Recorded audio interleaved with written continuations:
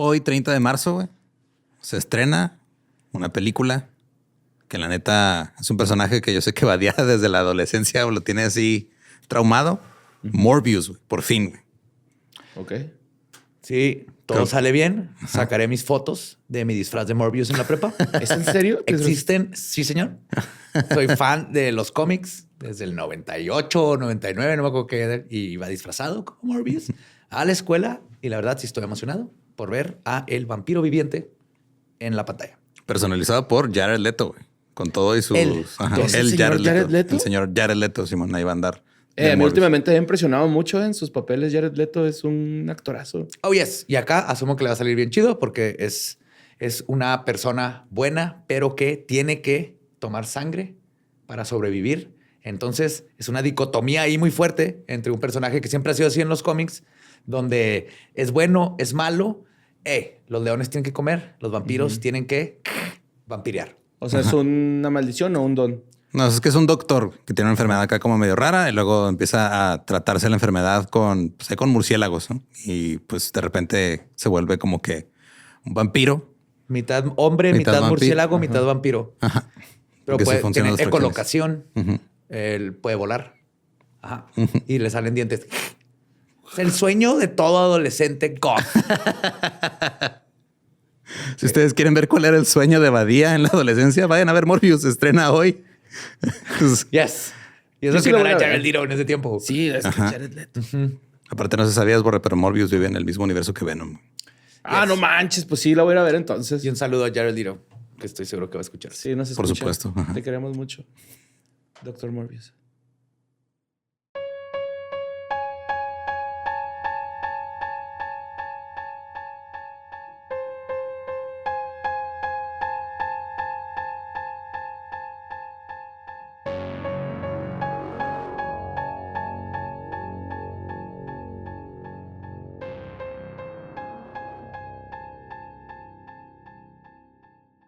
Estás escuchando Leyendas Legendarias, parte de Sonoro y All Things Comedy Network. Y bienvenidos a la segunda parte de este episodio. De ustedes lo pidieron.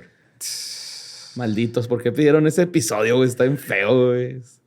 Estuvo chido, güey. Creo que es el que más miedo me ha dado, güey, la ¿Neta? neta. O sea... Hasta ahora. Hasta ahora. Sí. O sea, está bonita el pedo, güey. Es que siento que lo que lo hace todavía más cabrón es las descripciones gráficas que él mismo daba sin remordimiento.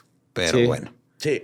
Ajá. Que hay muchas en este episodio, así que, por Sí. favor, si les molesta... Están advertidos. Ajá. Están advertidos y pues disfruten esta segunda parte de Albert Fish. Los dejamos con el episodio 161 de Leyendas Legendarias.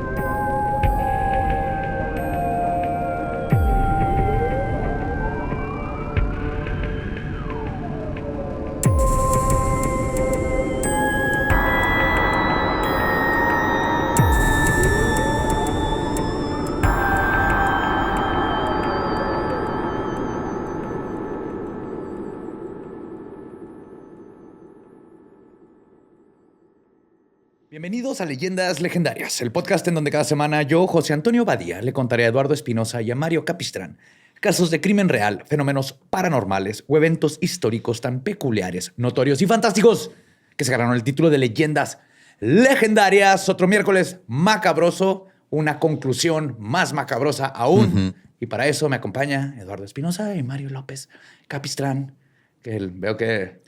Borre Todavía no se recupera. No, güey, Borre. yo dormí bien. Bueno, no dormí, güey. Estuve afectado, güey.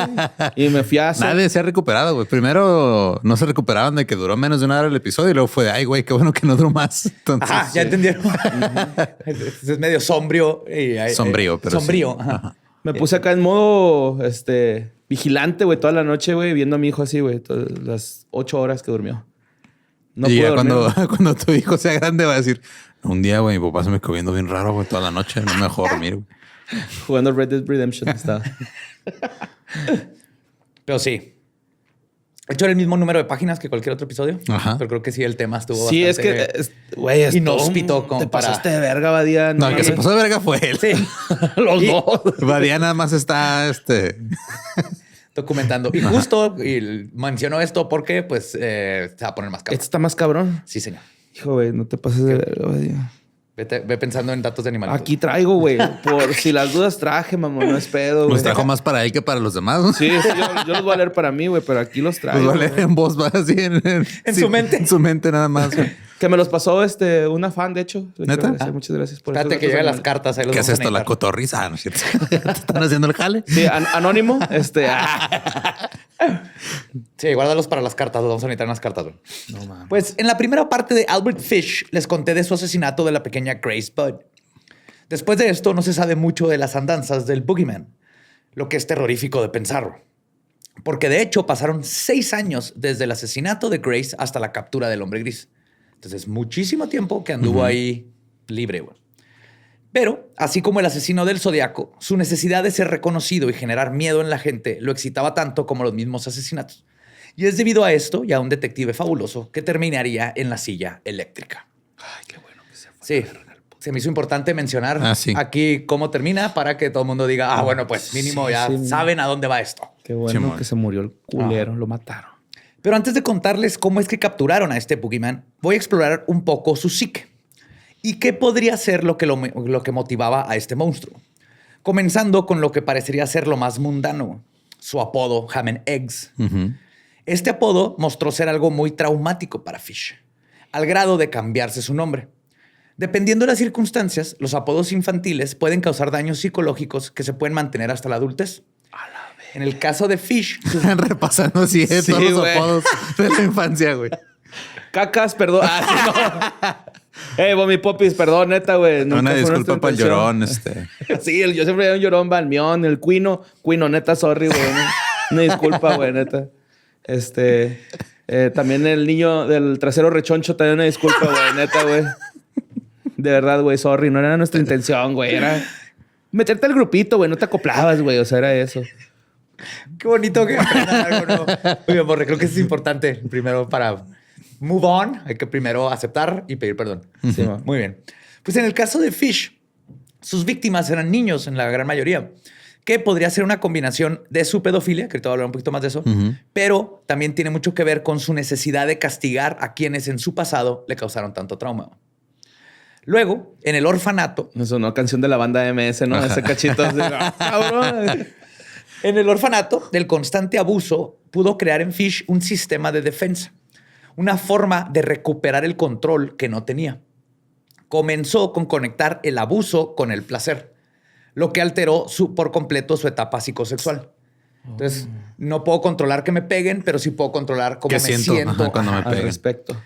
Esta sobreacogedora necesidad de tener el control, que también perdió desde la muerte de su padre, se extendió a sus parafilias. Es muy probable que Fish no se comía la carne, heces y miados de sus víctimas por simplemente el hecho sexual. El placer que adquiría de estas acciones provenía más bien de consumir por completo a sus víctimas. El poder absoluto provenía de literalmente poseer a las personas.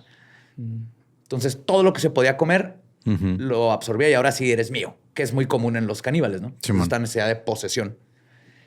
Finalmente, el lastimarse con las agujas o raqueta, la autolesión, es una forma de expresar y lidiar con sentimientos profundos de angustia y dolor emocional. Esta lo conocemos como cutting.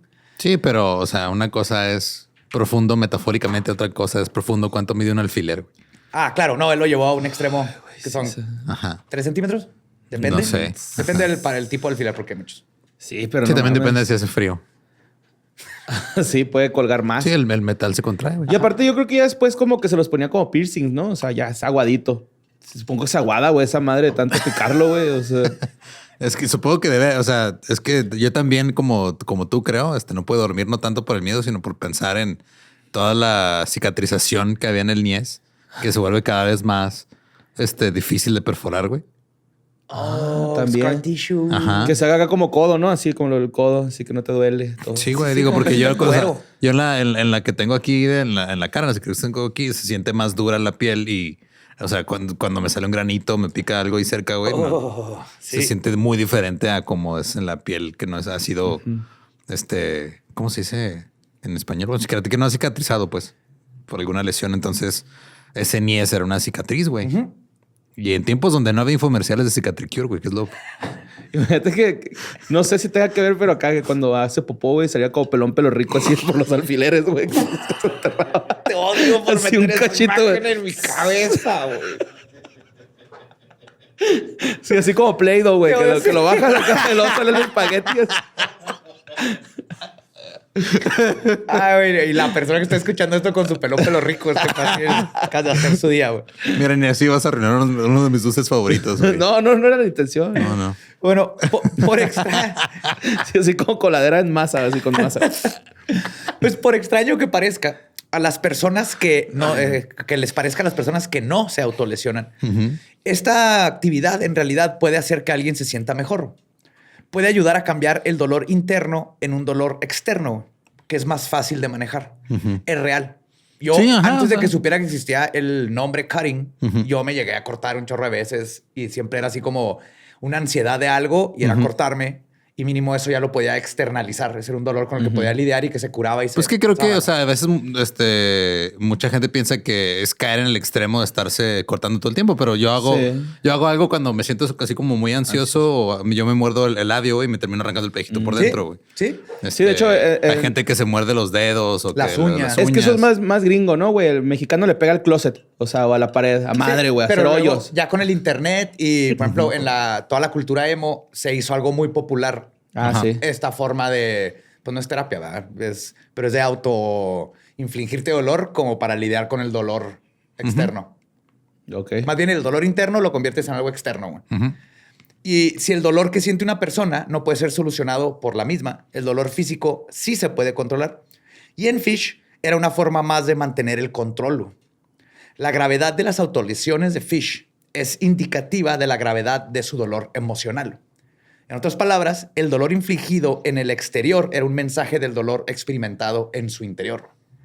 Entonces, él empezó a hacerse daño a él porque ese dolor lo podía controlar, no todo el trauma que tenía desde la niñez. Tan fácil que era nada más Jamen eggs. escribir poesía, güey. Sí. Hacer una banda emo. Ajá. O robarle letras a bandas gringas, güey. O sea, había muchas opciones. Pues las autolesiones de Fish comenzaron en el momento en que su esposa lo dejó por otro hombre, lo que puede indicar que el dolor adicional causado por este rechazo fue lo que desencadenó este comportamiento. Ya, o sea, ya eran las agujas, porque era permanente. Aunando también un poco en su modus operandi, Fish se envolvió en una alfombra y renació como el apóstol Juan. Claro. Ajá. Al identificarse con Juan, Ah, como mariposa, güey. sí, como Ajá. Red Dragon de Ajá, de Hannibal. de Hannibal. Al identificarse con Juan, comenzó a justificar su devoción con Dios y, por lo tanto, su abuso y castración de sus víctimas. Él solo estaba haciendo el trabajo divino y esto lo hacía un mártir y además le justificaba que iba a ser recompensado, más no castigado por sus acciones. Era otra forma psicológica de tener control sobre lo que estaba haciendo. Pero el único control que este monstruo se dio cobardemente fue el de sus acciones. O sea, para todo lo demás quería control, pero en sus acciones dijo, no, Dios me dice que haga esto. Y al poner la responsabilidad de sus acciones en las manos de sus creencias religiosas, fue la forma en que encontró que podía hacer lo que quisiera sin tener que sentirse culpable. Y como dice la doctora en psicología Nicola Davis, y cito, sin ese pensamiento alucinatorio y la justificación religiosa de las acciones monstruosas, habría muchos menos asesinos en serie en el mundo. La misma doctora también agrega un perfilamiento muy interesante, pero triste. Postula que la razón por la que Fish castraba a los niños era porque él mismo se sentía culpable de su propio abuso sexual, algo que es muy común con las víctimas de este crimen. Y de una manera retorcida, Fish estaba, y cito, eliminando aquellas partes del cuerpo que podrían haber atraído el abuso. Entonces, se culpaba a sí mismo y a otros niños por el abuso y liberaba su ira creyendo que su misión era rectificar esto. Ay, cabrón, ok.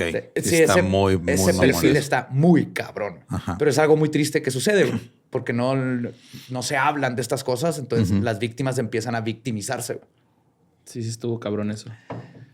Pero absolutamente nada de lo que les acabo de contar justifica lo que hizo Fish. Ah, no, claro que no.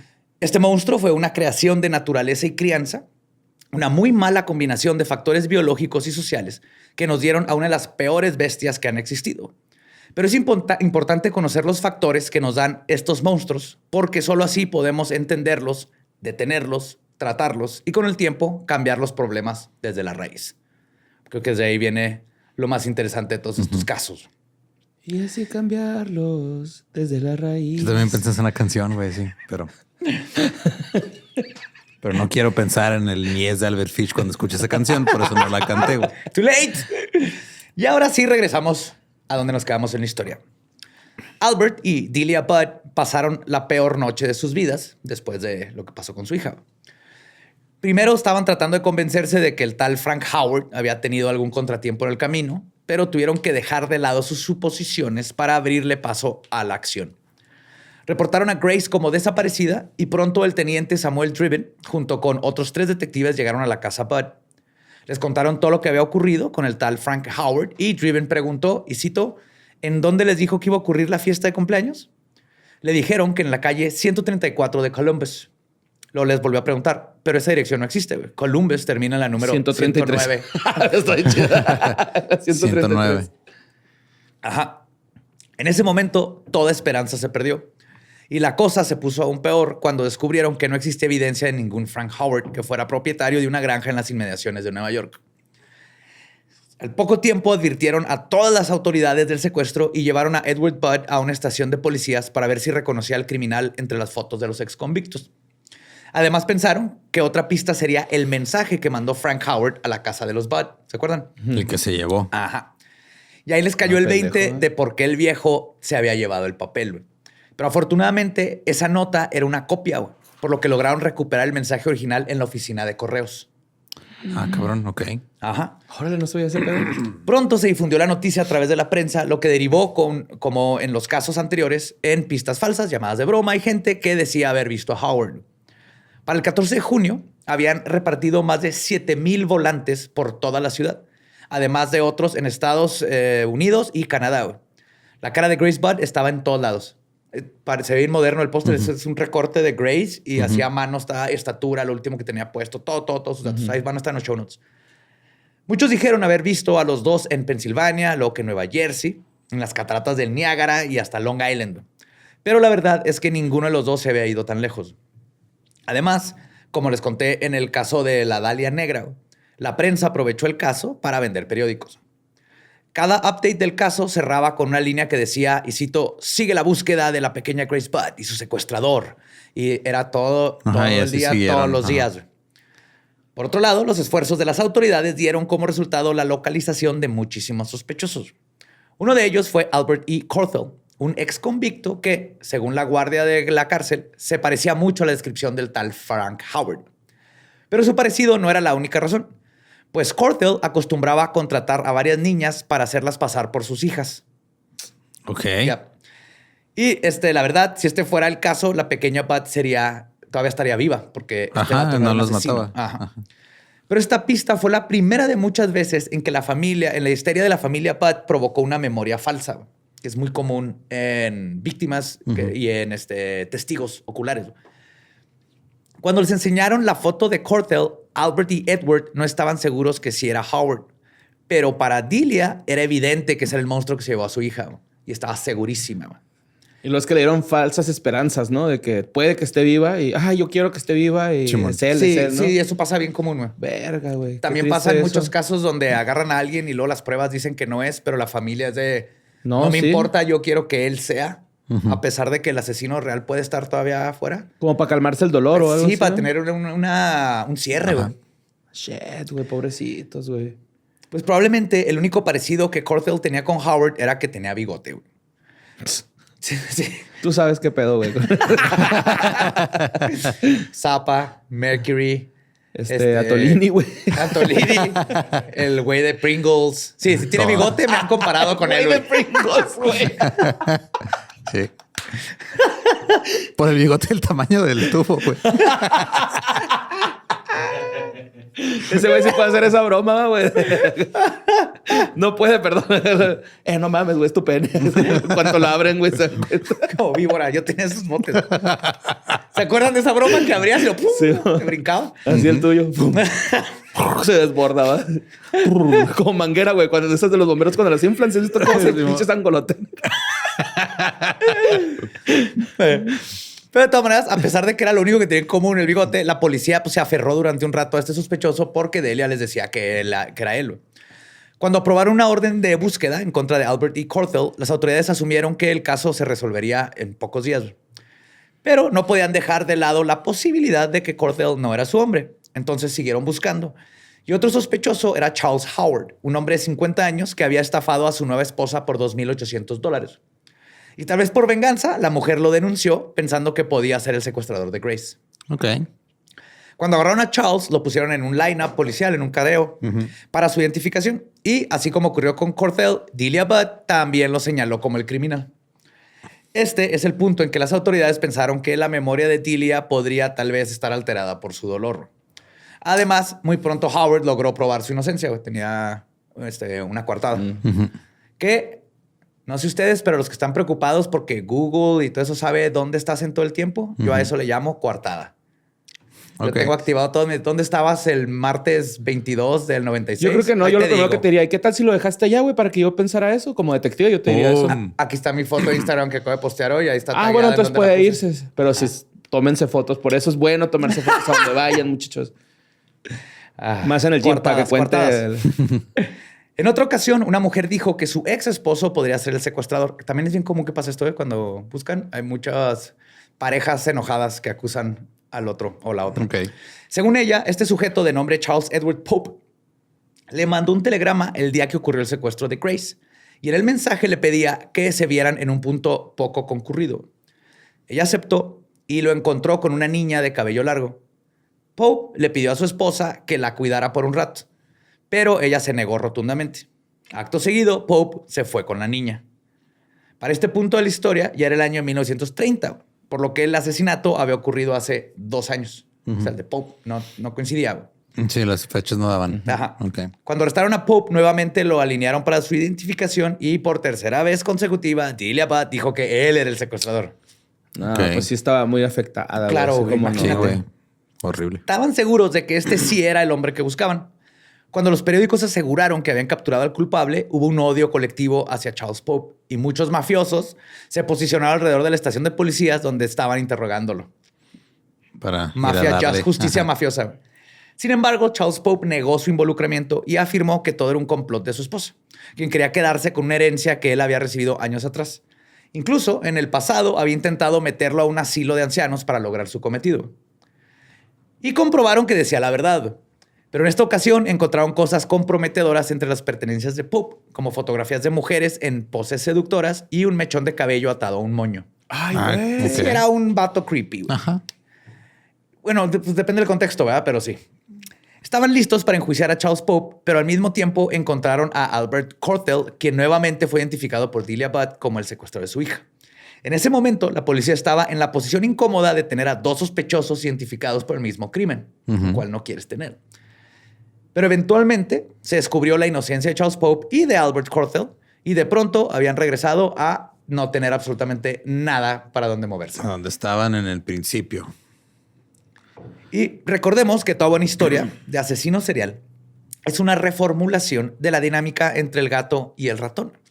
Todo monstruo psicópata y pervertido termina encontrando a su némesis, que hará lo necesario para encontrar justicia a las familias y las víctimas. Podemos cambiar a la víbora y al ratón. Es que acabo de ver un TikTok muy cabrón, güey. La víbora y el ratón. Es una víbora entrenada, güey, que la meten en una pared y va sacando, asustando a las ratas y se van saliendo por un ladito de la pared, güey. Y así se las lleva el exterminador, güey. Es lo más chingón que he visto en meses, güey. No mames, que tiene un pet snake entrenado. Sí, güey, entrenado. Ahorita se los pongo. No mames. ¿Y esos otros trucos? ¿Dices Slytherin? Habla con niños de lentes. Ajá. Y le sale la ratilla. 2 para llevar. Sí, por favor. Pues en esta historia, el némesis de Albert Fish es William F. King. Detective implacable, veterano de la Primera Guerra Mundial y obsesionado con encontrar al secuestrador de Gracie Budd. Él entró al caso cuando mandaron a arrestar a Albert Corthell, por lo que se decepcionó cuando se descubrió que ese no era el criminal. Okay. Sin embargo, King se mantuvo implacable durante el resto de la investigación y fue, de hecho, el único detective involucrado para 1934. Oye, güey, fue el único que se quedó ahí. Sí, Okay. nunca dejó el caso.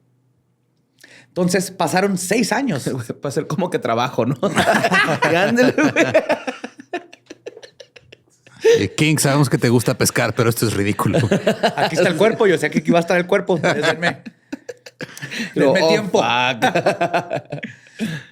Entonces habían pasado 6 años desde el secuestro de la pequeña Grace Budd y todavía no estaban ni cerca de encontrar al culpable. Pero eso cambió en junio de ese año, cuando la ciudad de Nueva York recibió a la Fuerza Naval Norteamericana en un evento para brindarle honor a los marinos. La prensa cubrió las galas y fiestas y cientos de norteamericanos se tomaron fotos con los militares. Y este es el detalle que nos interesa. Una de las fotos que publicaron mostraba a 2 marineros con sus respectivas novias. Una de ellas era una adolescente vestida de blanco, de cabello negro, bonita y con una sonrisa memorable. Esta foto pasó desapercibida por la mayoría de los neoyorquinos, excepto por Adele Miller, quien estaba segura de que esa chica se parecía demasiado a Grace Budd. Ok. Por eso Miller le mandó un recorte de la foto a los Budd con un mensaje que decía, y cito, esta es la chica, Grace Budd. Cosa que no es sorpresa. Delia Budd entró en la conclusión de que era su Es hija. Albert Fish. Se disfrazó de mi hija. ¡Se quitó el bigote! No mames, qué bonito, güey. Y entonces contactó al detective King para hablarle del hallazgo. Luego, en cuestión de horas, la prensa tenía la primicia del encuentro de la niña Budd y se llamó a la adolescente de la foto para identificarse. Lamentablemente, la cosa no fue así de sencilla. Pues poco después llegó esta chava de la foto a decir que no soy Gracie, güey. Esto parecía ser una derrota más para la familia y el detective King, pero la realidad es que este evento fue crucial para encontrar al secuestrador. Verán, Albert Fish no solo era un psicópata, sadomasoquista y pervertido, sino también un narcisista. Y todo este evento le hizo que King dijera, espérense un momento, güey. Me acaba de dar una idea, güey. Entonces formuló una estrategia que fue publicar noticias falsas sobre Budd con 2 motivos. El primero, para que el caso no quedara archivado, siguiera vivo en el consciente de la gente. Y en segundo lugar, para ver si de casualidad el secuestrador llegaba a contactar al periódico para aumentar su ego. Ajá, para decir, no es cierto, no. Ajá. Igualito que con el pendejo de BTK, güey. No es cierto. Y al final de cuentas era una apuesta arriesgada, pero iba a terminar dando frutos. El 2 de noviembre del 34, el columnista Walter Winchell publicó la siguiente nota, y cito, estuve investigando sobre el misterio de Grace Budd. Tenía 8 años cuando fue secuestrada hace unos 6 años. Y es seguro decirles que el Departamento de Personas Desaparecidas resolverá el caso o esperan hacerlo en 4 semanas. Ahora tienen a un cocainómano en Randall's Island, quien se dice que es el que sabe sobre el crimen. Se supone que se deshicieron del cuerpo de Grace con cal, pero otra leyenda dice que su esqueleto está enterrado en un lugar local. La noticia era completamente fabricada, ¿no? Ajá. Pero afortunadamente... ¿Podría haber cocaína en esa época? Esa noticia de seguro hasta salió los 80s. Ok. En el tiempo cocaína era carbón. Esa noticia de seguro salió en historias del más acá de ese tiempo, ¿no? Esto pasó en... no lo anoté. Pero ahí está enterrado el pinche cuerpo. La noticia era mentira, pero afortunadamente el artículo llegó a las manos correctas. Pues cuando Albert Fish leyó el texto, predeciblemente decidió salir de las sombras. Por eso, el 12 de noviembre, una terrorífica carta llegó a la casa de los Budd. Como Delia no sabía leer, su hijo Edward tuvo que leer en voz alta el mensaje anónimo, el cual decía, y cito, El nombre de agárrense porque está largo. A ver, déjame. Nos lo hubiera aplicado bien fácil con lo que dijo, güey, se le fue. Agárrense porque está largo. Sí, pues como camión, ¿no? Así como metro, güey. Así vamos a decir. Agárrense de mí. Querida señorita Budd, en 1894, un amigo mío embarcó como ayudante de cubierta en el steamer Tacoma, el capitán John Davis. Zarpó desde San Francisco hacia Hong Kong, China. Al llegar ahí, él y otros 2 bajaron a tierra y se emborracharon. Cuando regresaron, el bote se había ido. En ese momento había hambre en China. La carne de cualquier tipo costaba entre $1 a $3 por libra. Tan grande fue el sufrimiento entre los más pobres que todos los niños menores de 12 años fueron vendidos por comida para evitar que otros murieran de hambre. Un niño o una niña menor de 14 años no estaba segura en la calle. Podrías ir a cualquier tienda y pedir bistec, chuletas o carne para guisar. Se sacaba parte del cuerpo desnudo de un niño o una niña y se cortaba justo lo que querías. El trasero de un niño o una niña, que es la parte más dulce del cuerpo, y vendido como chuleta de ternera al precio más alto. John permaneció ahí tanto tiempo que adquirió el gusto por la carne humana. A su regreso a Nueva York, se robó a 2 niños, uno de 7 y otro de 11. Se los llevó a su casa, los desnudó y los ató en un armario. Luego quemó todo lo que tenían puesto. Varias veces al día y noche los azotaba, los torturaba para que su carne fuera buena y tierna. Primero mató al niño de 11 años porque tenía el culo más gordo y, por supuesto, la mayor cantidad de carne.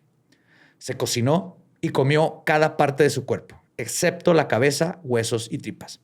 Fue asado en el horno, hervido, asado, frito y guisado.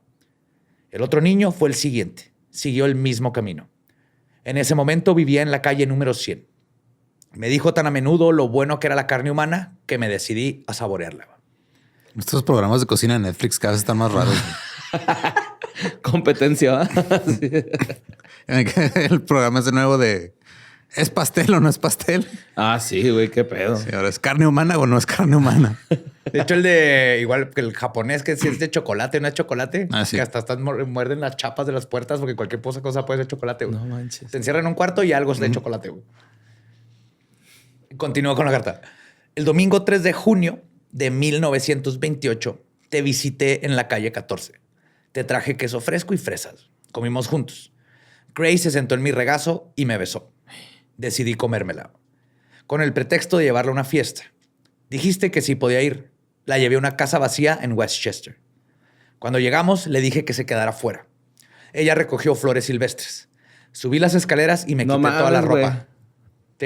Hay ratones diminutos que se llaman ratones espigueros que a veces duermen dentro de las flores, güey. De tan chiquitos que están. Así chiquitos, así. Sí, sí, bonitos, chiquitos. Sí, toman agua en algodoncitos para no ahogarse. Tortilla y y cacahuates son su dieta. Tortilla. Pero continuamos con el asesinato. Bueno. Sabía que si no lo hacía, la mancharía de su sangre. Cuando todo estuvo listo, fui a la ventana y la llamé. Luego me escondí en un armario hasta que ella estuvo en la habitación. Cuando me vio desnudo, se puso a llorar y trató de bajar corriendo las escaleras. La agarré y ella dijo que se lo diría a su mamá. Primero la desnudé, como pateó, mordió y arañó, la estrangulé hasta la muerte. Luego la corté en trozos pequeños para poder llevar mi carne a mis habitaciones. La cociné y me la comí. Qué dulce y tierno fue, hace su culo en el horno. Me tomó 9 días comerme todo su cuerpo. No tuve sexo con ella, aunque hubiera podido, si hubiera deseado. Murió virgen. What the fuck, güey. Güey. A simple vista, esta podría ser obra de algún charlatán insensible, porque siempre los hay en estos casos. Pero el detective King pensó que la carta era terriblemente verídica. Y claro, tenía detalles que todo mundo conocía, como la parte del queso y las fresas. Pero la dirección de los Budd no la sabía todo el mundo. Entonces, al final puso la carta, la dirección de los Budd sí la conocían. Entonces dijo, cualquiera la puede haber mandado, pero está interesante esta carta. Entonces, al final puso la carta a prueba y comparó la letra con las del mensaje que iba dirigido a Edward Budd. Y sí. Poco antes del secuestro, y era evidente que la misma mano escribió ambos mensajes. Esta mano es igual que la otra mano que escribió esta carta. Esta carta quiere decir que todos los... Como grafólogo. Ajá, claro. Sin embargo, la carta no daba muchas más pistas de dónde podría estar el depravado Frank Howard. Por lo que King tuvo que encontrar otras maneras de localizarlo. La carta se entregó en un sobre que tenía el emblema de la Asociación Benéfica de Choferes Privados de Nueva York. What the ok. Tenía un emblema y el detective Sherlock Holmes, güey, así literal, vio el emblema, investigó, vio que era la Asociación Benéfica de Choferes Privados de Nueva York, lo empezó a buscar y dio con un conserje de la empresa que le dijo al detective que se había llevado algunos de los artículos de papelería a su casa, pero que los había dejado en su pensión en 200, en la calle 200 del Este cuando se mudó. Entonces, o sea, se había llevado el consejero unas hojas, las dejó cuando se mudó, las dejó ahí. Ajá. Entonces ya el Llegó otro detective güey y la la tenía. usó. Está bien cabrón. Cabrón. Momento de detective. Esto es un detective, güey. Entonces, los investigadores llegaron a la residencia buscando al criminal, que, o sea, que de ahí tuvo que haber salido esos papeles. Pero él ya no estaba ahí. Lo bueno es que la propietaria reconoció a un antiguo huésped bajo la descripción de Frank Howard. Y cito, dijo, suena al señor Fish, pero ya no vive aquí. Se mudó hace unas semanas, güey. No, Ella... hasta suerte tiene el pendejo, güey. Es que ser detective es seguir las pistas y tener algo de suerte, güey. Y también Fish, que se había Ajá, sí, que se acaba de ir, pero iban detrás de él, güey. Ya vale verga, güey. No te preocupes. Muy escurridizo, ¿no? Es que es el meco de plata, ¿no? Sí, el hombre gris, ¿no? El meco de plata, güey. En vez de Hammond X, le hubieran dicho meco, güey. Un saludo a mi compa el meco, que es muy bueno. También perdona. Se encabronaba cuando lo presentaba. Es mi compa el meco.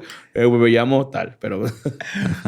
Pues pasaron un par de días y estaban tan cerca y tan lejos de encontrar al sospechoso. Pero finalmente ocurrió. Mientras King estaba en la estación de policías, la dueña de la casa le llamó para decirle, güey, Albert Fish está aquí, güey. Así que King le pidió que lo mantuviera ocupado.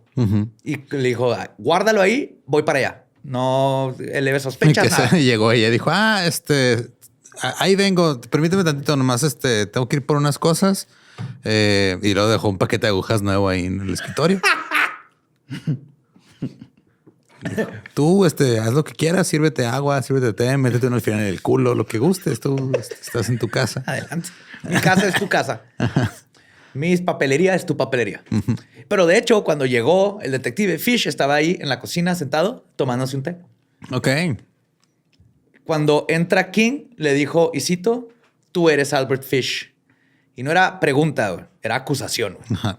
El detective le dijo que lo acompañara a la estación para hacerle unas preguntas. Albert Fish se levantó de su asiento sin romper su papel de anciano decrépito. Pero en el momento que pudo, atacó a King con una navaja. Lo bueno es que el detective era un chingón. Lo esquivó, lo sometió y finalmente lo tiró al piso, lo arrestó y le dijo, y cito, ya te tengo. No mames, güey. Sí. O sea, por el navajazo, ¿no? Porque bien se pudo haber salido con la suya allá en Maybe, pero la ya con el declaración. navajazo. Así de Ya. pendejo, Con güey. eso te Filereaste. chingo, Uy, ¿sabes cuánto le dan a los que filerean un policía, güey? Un detective. Hombre, güey, esos güey les destrozan el... Bueno, a ti te lo van a coser, güey. Te van a poner bondo, güey. No vuelvas a sentir el placer de un alfiler en tu vida, güey. Y así comenzó la interrogación inicial, güey. King fue al grano. Le preguntó... ¿Por qué tienes ese grano? Le preguntó si él había escrito las 2 cartas a la familia Budd. Fish dijo que sí. No mames, confesó si a la brava. Más o menos. Güey. Dijo que sí, pero cuando le cuestionaron si él había secuestrado a Gracie, él dijo, y cito, no sé nada acerca de eso. Es que, la vez pasada que también lo agarraron por cartas raras, el zafó diciendo, no, pues nomás es mi hobby. Cierto. De ahí se Como iba a pinche agarrar. troll de ¿verdad? Twitter, güey. No, pues nomás escribo cosas. Y muy listo, güey, porque seguro sabía que le podían comprobar que él las escribió. Pero escribir una carta así no es ilegal. No. Entonces podía salirse con la suya nomás. Yo la escribí, pero yo no maté a nadie. Luego el asesino trató de fingir demencia, pero habían demasiadas pruebas en su contra. Sobre todo testigos que empezaron a meter que ya podían reconocerlo. Delia no. Ahorita no. Finalmente, después de que le empezaron a poner más pruebas y más testigos y todo, confesó.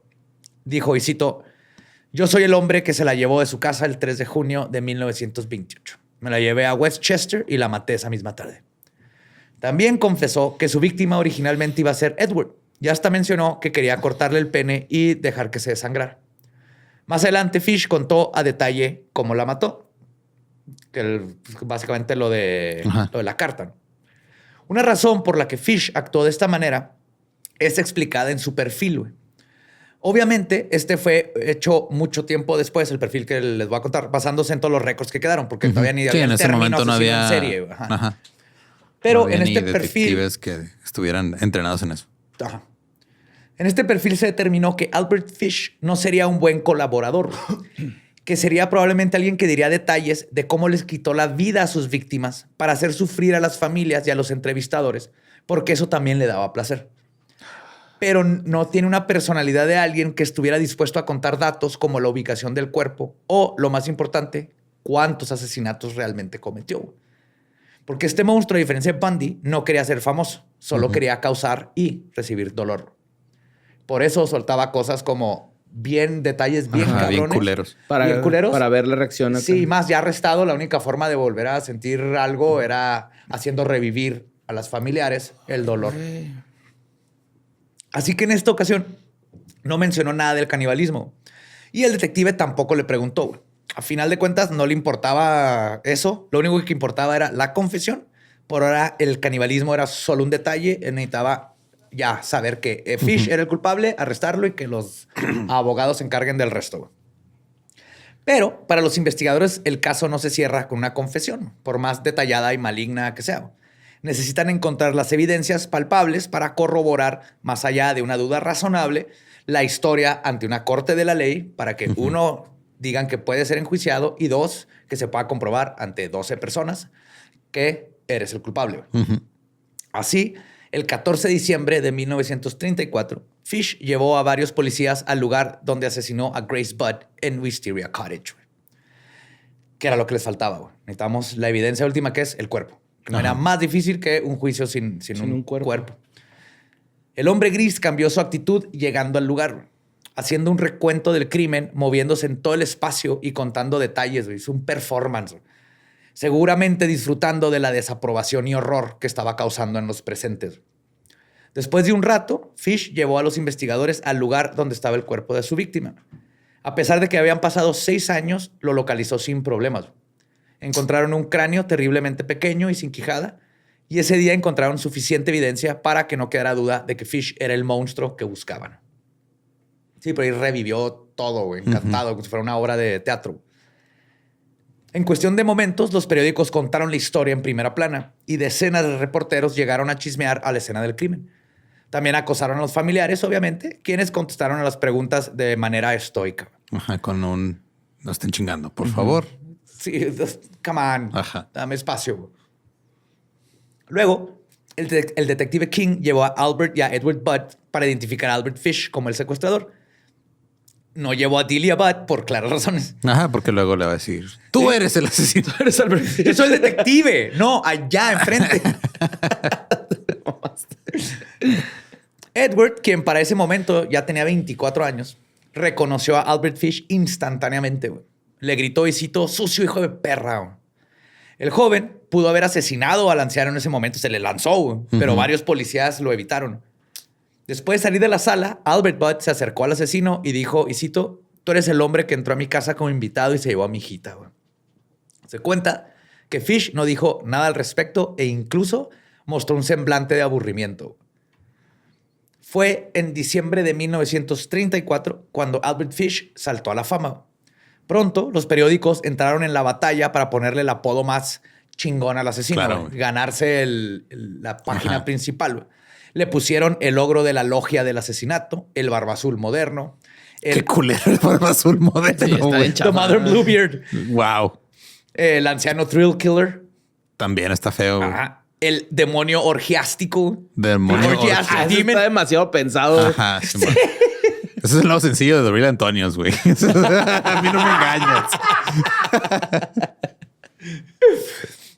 Sí. Oye, Oscar, ¿no? Demonio orgiástico, algo más. No sé, menos. No sé. Menos mañana. rebuscado. Dame más opciones antes de imprimir.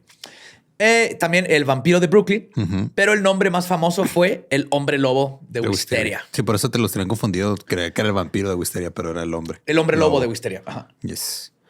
Cuando comenzó todo el proceso de investigación y enjuiciamiento, del asesino, la pregunta más importante era si era elegible para ser juzgado como cualquier otra persona o si no tenía problemas mentales.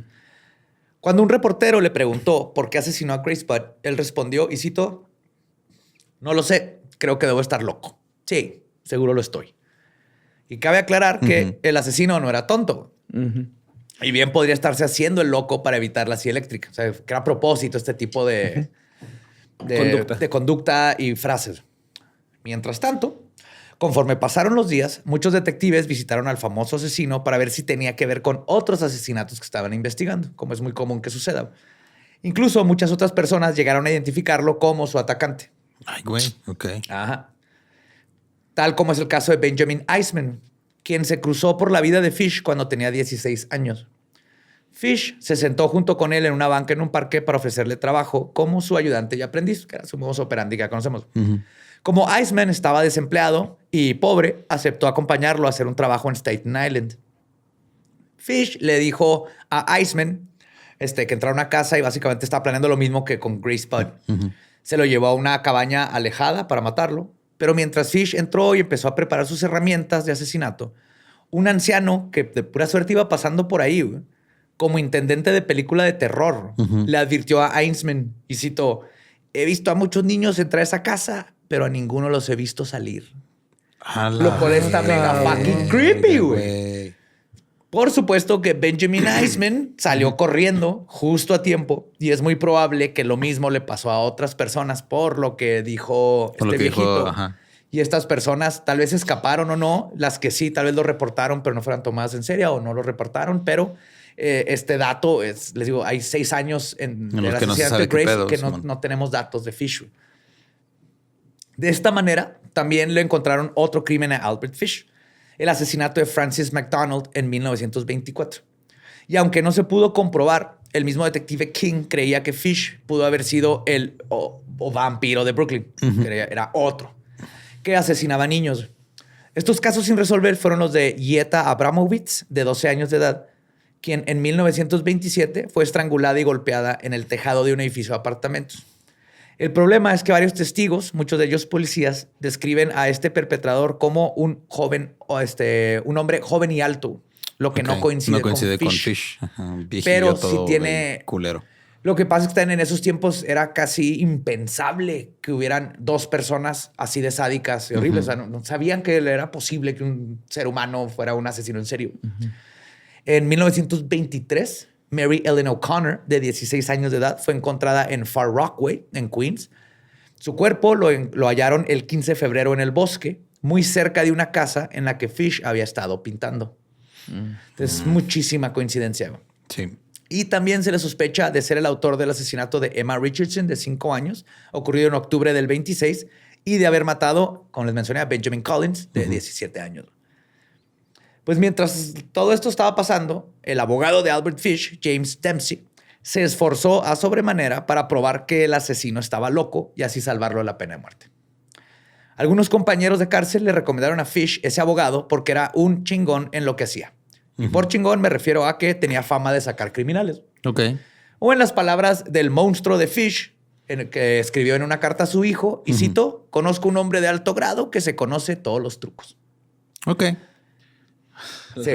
Lo bueno es que ya sabes cómo termina, Borre. Respira. Ajá, Simón.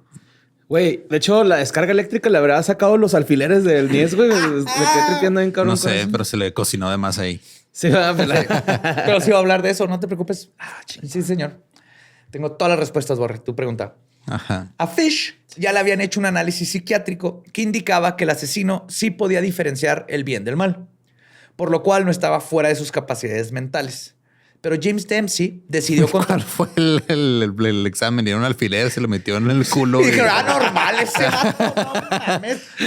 Hacía unas hojas de rotafolio. Va a poner el alfiler en la respuesta correcta. Güey. A ver, señor Fish, tome esta colita de burro, le vamos a vendar los ojos, va a caminar derechito y si se lo mete en el niés, usted está acuerdo. Ajá. Sabían que puede diferenciar entre el bien y el mal porque José que eso está mal, pero se siente tan bien. A huevo, Fish, Albert Fish, güey. El Hamen X. Vamos a decirle el Hamen X, güey. Hamen X, sí, revuelque en su tumba el culero, jamoncito con huevo con jamoncito. Huevo con jamón. Pero Dempsey decidió contratar a otros 2 psiquiatras para refutar este primer diagnóstico. Estos determinaron que tenía, obviamente, varios fetichismos sexuales, incluyendo, más no limitados a coprofagia, urofilia, o sea, comer caca, tomar pipí, pedofilia, canibalismo y masoquismo, que en este tiempo era... casi crimen. Ajá. Entre otros. Pero Los mismos psicólogos de la defensa no se podían poner de acuerdo en cuál de estos trastornos significaba locura en Fish. Ok. O sea, que comas Eran popó tantos. no quiere decir que estés loco al grado de no saber entre el bien y el mal. O sea, los fetiches de este güey eran como todos los virus y bacterias que vivían en el cuerpo de George, de este Burns. el señor Burns. Al mismo Están tiempo. todos en la puerta, güey, ahí. Queriendo salir. Soy inmortal. No, el más ligero soplo de viento lo puede matar. Soy inmortal. Fish le contó a uno de ellos, de los psicólogos, la monstruosa historia de cómo asesinó a Grace Budd. Él se llama Frederick Wertmine. Él dijo que nunca había escuchado un caso tan horrible como el de Albert Fish y concluyó que, y cito, no existe perversión conocida que él no haya probado o practicado de manera frecuente. Él es un sádico de una crueldad impresionante. Toda su mente está empeñada en provocar dolor en otra persona. Ese fue el que habían contratado para que le tirara paro. Güey, todo el mundo tiene su idea. ¿Cómo te ayudo, güey? No, es que sí era el truco, ¿no? O sea, hacerlo ver lo más loco posible para que no le dieran la pena de muerte. Pero de todos modos, Sí, o sea, pero dijo, esto no lo hace ver loco. no, nada más lo hace ver más sádico, culero, güey. O sea, les dijo, este güey lo hace a propósito. Y es lo Ah, peor ya. Ajá. O sea, el psicólogo tuvo que haber dicho eso, es como ¿cómo se llama? Mullin. O sea, él sí tenía un trastorno psicológico con esquizofrenia y si puedes comprobar, nomás que se comprobó que sí sabía cuando estaba haciendo las cosas mal porque escondía los crímenes. Simón solo vino para el Es Kemper. súper raro que alguien le digan que es inocente por un trastorno mental. Súper raro. Lo que buscaban aquí es justamente así que no, él no tenía idea.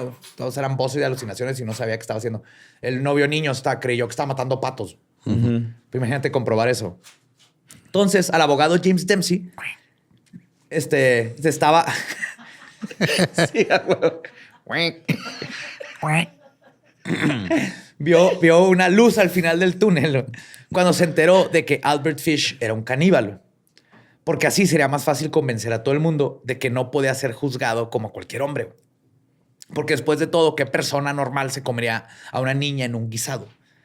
Pero aún así, todos los diagnósticos de la corte determinaron que Fish debía de ser juzgado. Yeah. Nada le funcionó a este güey. Así que el juicio comenzó el 11 de marzo de 1935 en Nueva York.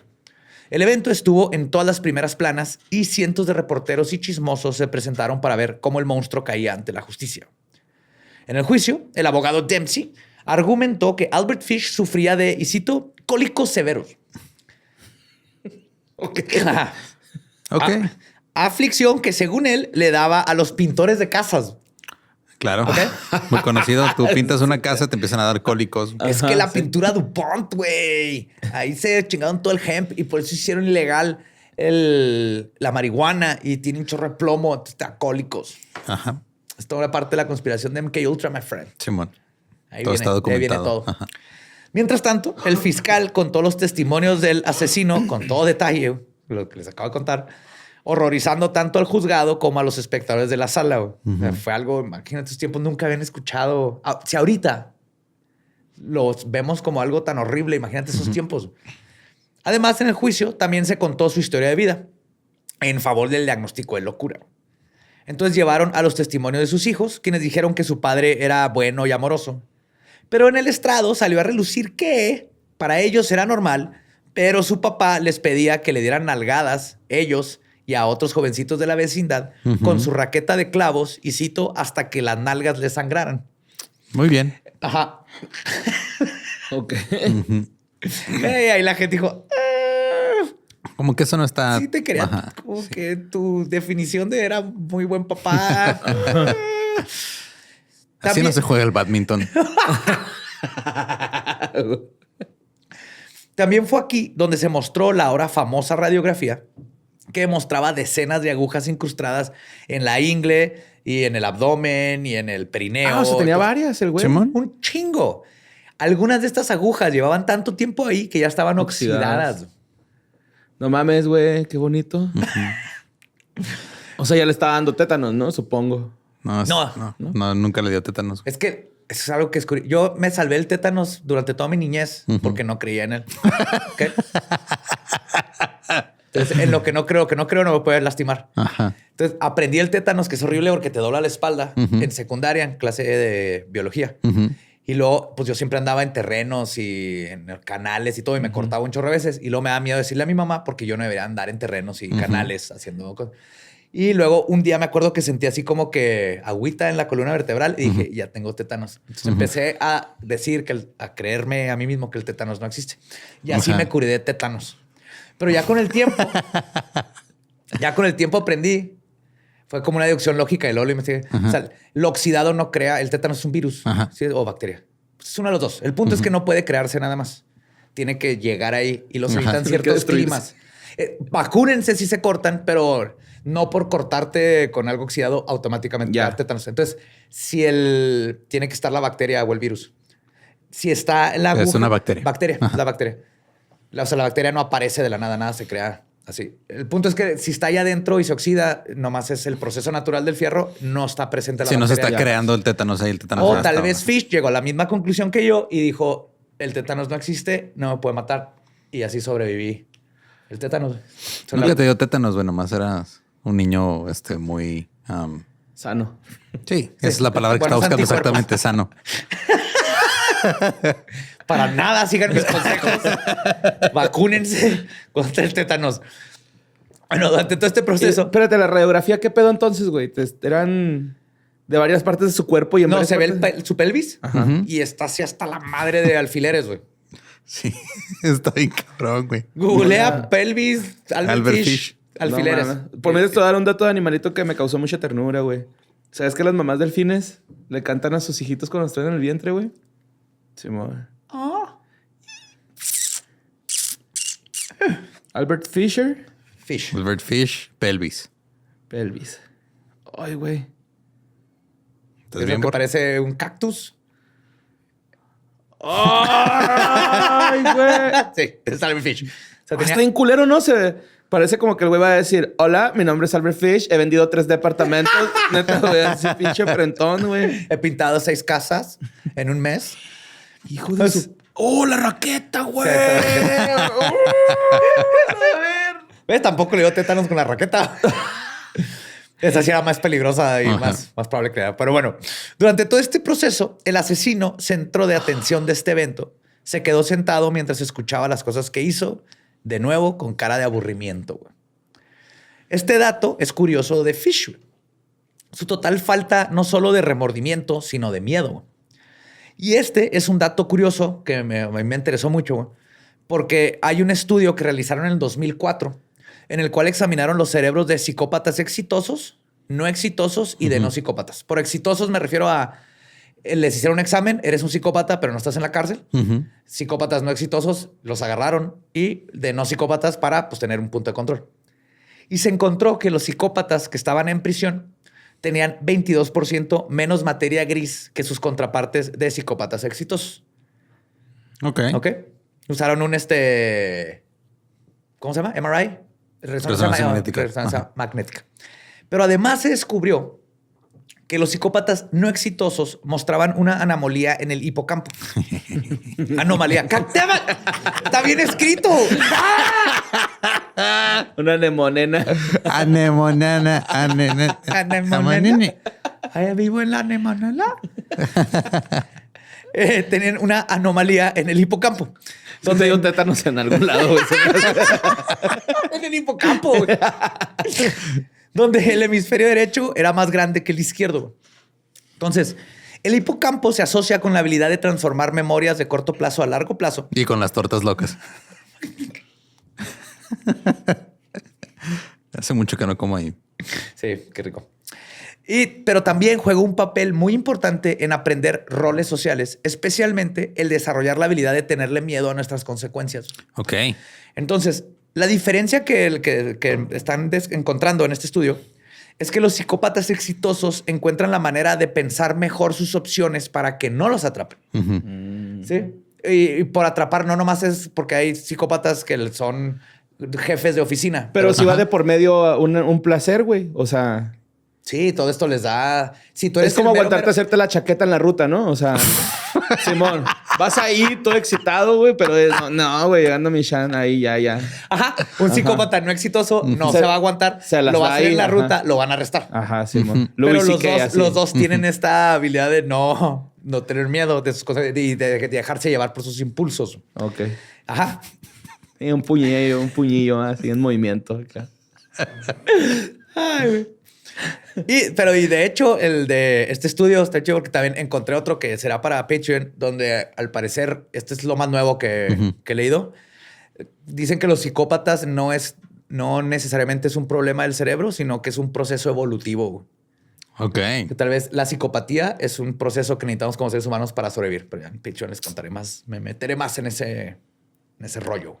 Porque acuérdense que creo que es el 1% de la población es psicópata. O sea, para llegar a puestos como presidentes de república, jefes de compañías multinacionales, banqueros, te tiene que valer verga el resto de la gente y nomás enfocarte en lo tuyo. Pensándolo bien. Tienen bien su hipocampo. What the fuck? Ajá. Al final, cuando llegó el momento de dar el veredicto, el juzgado determinó que Albert Fish era culpable.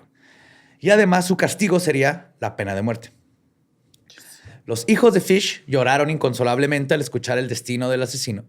Y el hermano de Edward Budd, minutos después, dijo ante la prensa, y cito, esto no traerá de vuelta a Gracie, pero al menos obtendrá su merecido. Entonces, el asesino en este momento estaba completamente serio, con su cara de aburrido. Pero la verdad es que Fish estaba desesperado por escapar de la pena de muerte. Pero eventualmente tuvo que aceptar su castigo. Cuando un reportero le preguntó cómo se sentía, él respondió, y cito, va a ser muy emocionante morir en la silla eléctrica. Será la emoción más suprema.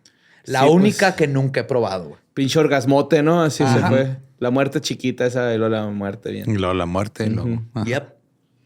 Antes de que el hombre gris fuera silenciado para siempre y se llevara sus secretos, la madre de Billy Gaffney, ¿se acuerdan de Billy Gaffney? de Que los no dos supimos Billys. qué pasó Ajá. con él. Ajá, de los dos Billys.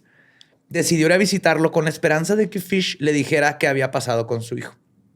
Y viendo otra oportunidad de causar dolor, quizás su última, Fish decidió confesar. Y como la gran mayoría de los asesinos en serie, su memoria idética para recordar cada aspecto de su crimen salió a relucir y no escatimó en los detalles. Esto es lo que le dijo a la mamá de Billy. Me lo llevé al basurero público en Riker, y cito, me lo llevé al basurero público en Riker Avenue en Astoria. Hay una casa cerca de ahí que me tocó pintar. Lo llevé ahí, lo desnudé y le até las manos y los pies. Luego quemé su ropa. Luego caminé y tomé un carro a la calle 59. A las 2 a.m. caminé a mi casa. Lo llevé a los vertederos de Riker Avenue. Ahí... esto ya lo iba. Sí, perdón. Aquí está. Arrojé sus zapatos y al vertedero. Regresé y tomé el tranvía de la calle 59 a las 2 a.m. y caminé de nuevo a la casa.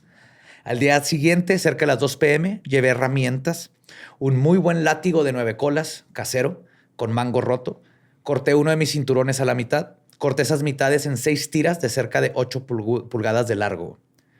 Azoté su trasero descubierto hasta que la sangre corrió en sus piernas.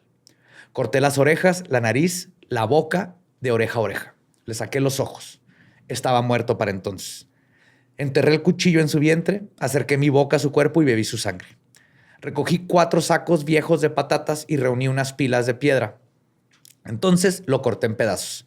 Tenía un fardo conmigo. Puse su nariz y oreja y unas cuantas rajas del vientre en el fardo. Entonces le corté por el centro del cuerpo, justo debajo del ombligo. Después, a través de sus piernas, aproximadamente 2 pulgadas debajo de su trasero. Puse esto en mi fardo con mucho papel. Le corté la cabeza, pies, brazos, manos y las piernas debajo de la rodilla. Coloqué todo esto dentro de los sacos pesados con piedras, los até y los arrojé en las fosas de agua fangosa que usted verá a lo largo del camino que va a North Beach. Regresé a mi casa con mi carne. Tuve el frente de su cuerpo que me gustaba. Su mono, así le decía al pene. His monkey. No mames, la trompita. Y piwis, testículos. Y un agradable y gordo trasero para asar en el horno y comer. Hice un estofado con sus orejas y nariz, pedazos de su cara y el vientre. Puse cebollas, zanahorias, nabos, apio, sal y pimienta. Estaban buenos. Entonces partí su trasero, corté su pene y testículos y los lavé primero. No debe haber comido justo antes de grabar, güey. ¿Sabes que los elefantes bebés no pueden controlar su trompa? O sea, hasta que ya están grandecitos. Y cuando nacen, las mamás avientan trompetazos como de fiesta. No. ¿Sabes quién tampoco puede controlar su trompa? Pues los Albert adultos.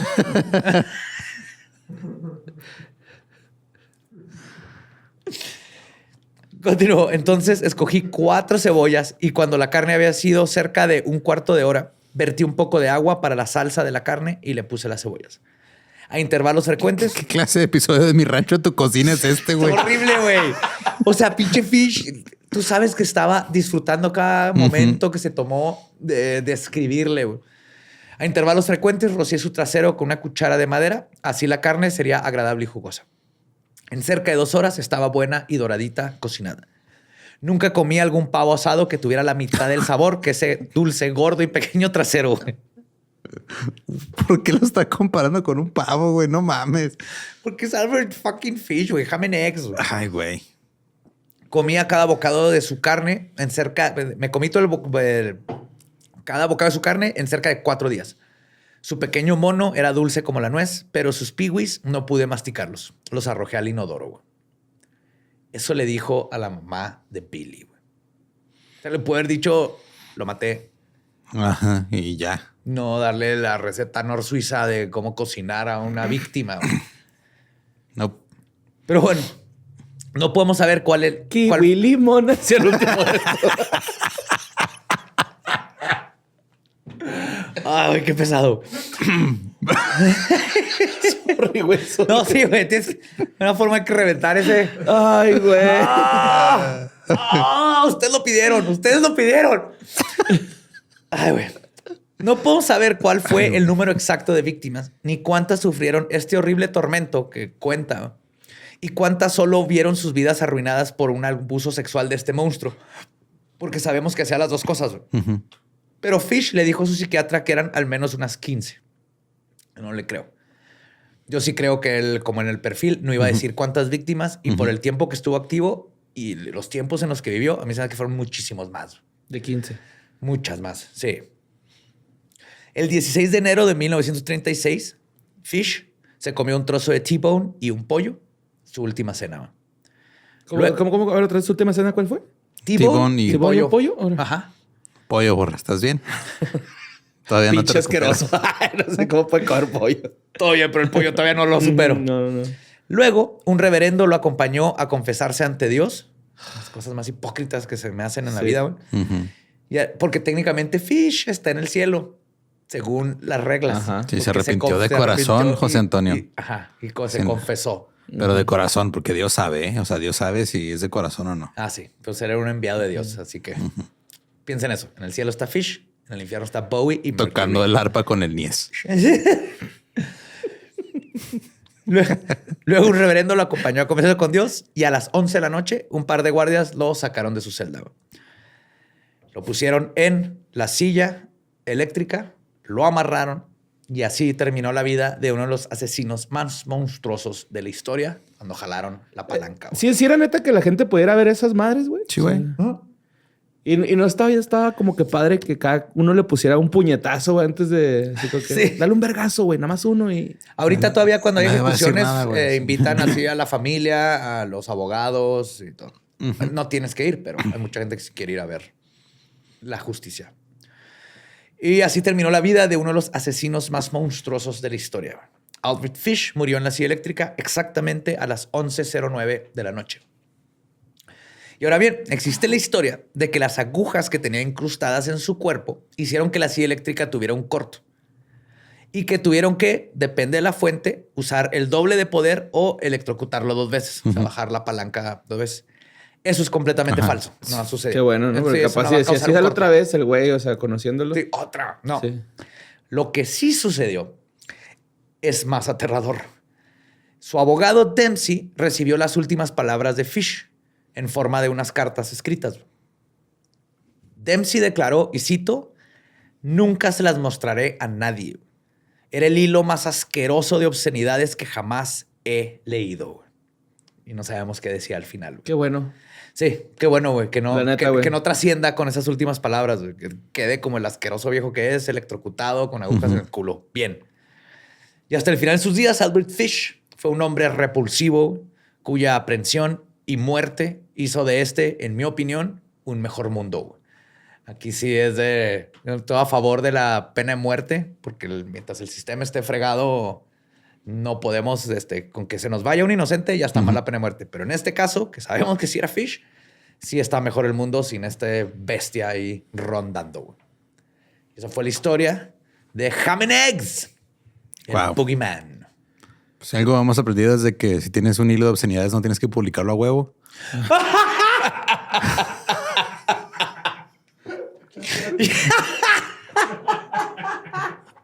Guárdatelo, güey, no hay pedo. No pasa nada.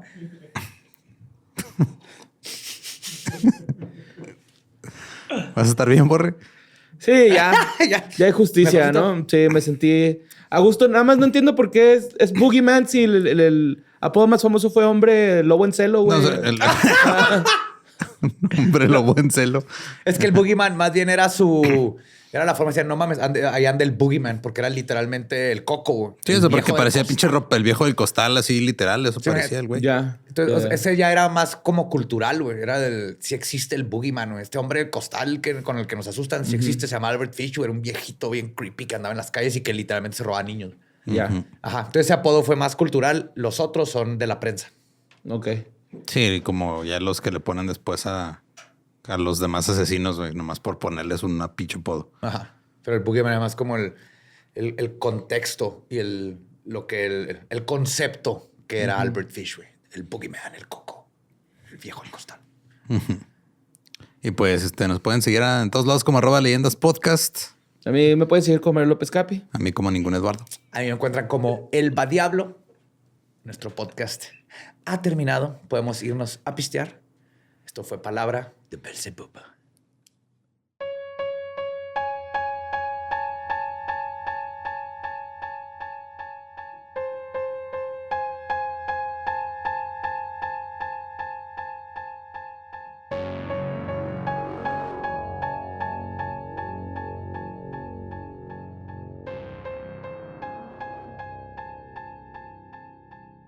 Y fuck you, Albert Fish. No, porque Ham le and gustaba, eggs. güey. Ham and eggs. Ham and Ajá. eggs. No, hay que abrazarlo y tocarlo con plumas así. Ajá, sí, acariciarlo. Delicadamente para que sufra el son of a bitch que era Albert Fish. Ay, qué güey. No mames. Yo digo que su pasatiempo favorito era coser, güey. Así como que Ajá. meter el hilo en el ojal. ¿Sí se llama ojal? Ajá. Sí. Y coserse sus heridas. Por ahí también pasan camellos, ¿sí sabías? Por el ojal de una aguja. Sí. O sea, es que los camellos. Pelo por tienen- pelo, pero pasa. Los camellos tienen 3 párpados, güey, para protegerse de las tormentas de arenas. ¿Neta? ¿Sí? Es transparentito. ¿Qué que eran 2 nomás? No, 3. Es uno, así una cosa, el normal. Ajá. Y luego tiene una capita Ajá. y luego uno así para arriba. Como para cuando estabas cabrón el pedo. También chidos los camellos. También cabrones esos animales. También güey. altos. Ajá. Sí. Si es que me gusta que siempre que tocamos temas bien densos nos agarramos de cualquier otra cosa, güey. Sí, güey. Eso está mal, güey. Güey, Nos eso vamos en para mí, tangentes así. No, sí, claro, ya no quiero que me pregunten cuál es el episodio que más me ha traumado de leyendas. Es este, güey. La primera Ya. parte, güey. Fue ese, güey. Ya no podía, güey. Sí, En la pero ya, noche ya lo lloré. sacamos. Era justo y necesario. Creo Se que hubo logró. un buen Ajá. insight ahí al psique de esta bestia. Y lo más bonito de todo es que lo frieron como pollito en una silla eléctrica. Y ya no tenemos que lidiar con él. Yo se hubiera muerto porque ya fue hace un chingo, pero sí. Ajá. Y Y se Detective murió de King. viejo, ¿ah? Sí, O güey. sea, se estaba muy mi viejo héroe. ya. Sí, Cuando se güey, murió tenía 50 y- 60 y algo ya, ¿no? 60 y algo. Ajá. Simón. Estaba como en los 58 cuando estaba todo el desmadre. Ya. Simón, 60 y pero algo. sí, güey. El detective sí se rifó bien, cabrón. Cabroncísimo, güey. Ese Y güey sí es estuvo un héroe. un dato que se me olvidó decir. Estuvo en Sing Sing. Órale, en la prisión de cárcel, Sing Sing. ajá. Una prisión muy famosa. Y otro dato que asumo que no tengo que decirlo, pero lo voy a decir, es que los fetiches sexuales no son malos siempre y cuando sean con consentimiento. No hay ningún Ujú. problema.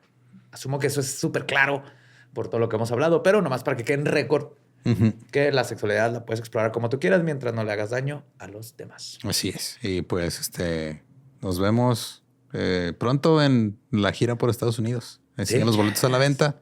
Ya mero empieza ese pedo. Y luego también se van a anunciar las fechas en México. No se desesperen. Todo Ah, chido. se va a probar allá. Pero miren, A empezar, se va a ebullir.